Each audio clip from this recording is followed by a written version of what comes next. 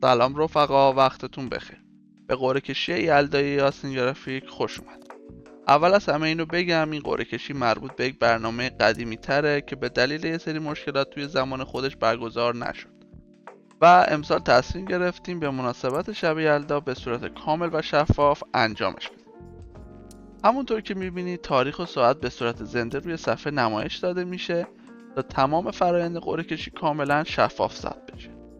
ما برای اینکه هیچ شائبه‌ای توی تعداد کلیک ها، تصادفی سازی و لیستی که اولیه ایجاد شده وجود نداشته باشه یه شمارنده تصادفی ایجاد کردیم که با هر بار کلیک کردن یک عدد بین 1 تا 7 تولید میکنه.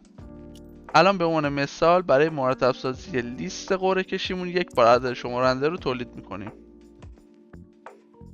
2.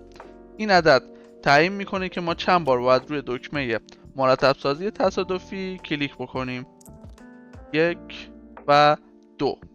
خب بعد از انجام این مرحله لیست شرکت کننده کاملا به صورت تصادفی مرتب میشه و دیگه هیچ ترتیب قبلی تأثیری نخواهد گذاشت. حالا میرسیم به مرحله انتخاب اعداد شانسی برندگان قرعه کشی. اینجا یه نکته مهم رو اول عرض میکنم. برای رعایت عدالت کل بازه شرکت کننده به چند بازه مساوی تقسیم شده و از هر بازه یک عدد به صورت تصادفی انتخاب میشه. مجدد تولید شماره رندوم رو میزنیم و باید 3 بار عدد شانسی رو ایجاد بکنیم. 1 2 و 3. حالا بر اساس همین عددهای شانسی اطلاعات برنده ها به صورت خودکار با کلیک روی تکمیل اطلاعات نمایش داده خواهد شد.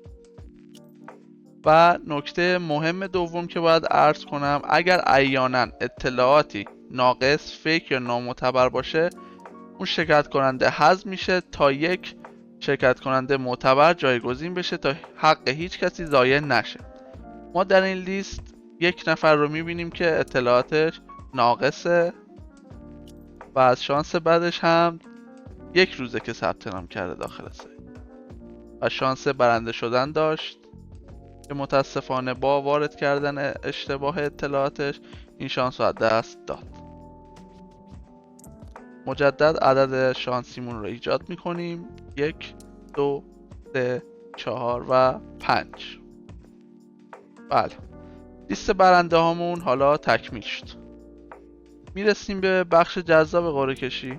جوایز عقب مشخص شدن، تمامی 8 جایزه و الان به صورت کاملا تصادفی باید بین برنده ها تقسیم کنیم که باز مجدد شماره رندومم رو ایجاد میکنیم و 1 2 3 4 5 6 و 7. خب اینم نتیجه نهایی قرعه کشی یلدای یاسین گرافیک. به همه برنده ها تبریک میگیم و از تمام عزیزانی که تو این چند سال همراه یاسین گرافیک بودن واقعا ممنونیم. نتایج قرعه کشی به زودی داخل سایت منتشر میشه و برای هماهنگی ارسال جوایز با برنده ها ارتباط خواهیم گرفت. خدا نگهدار.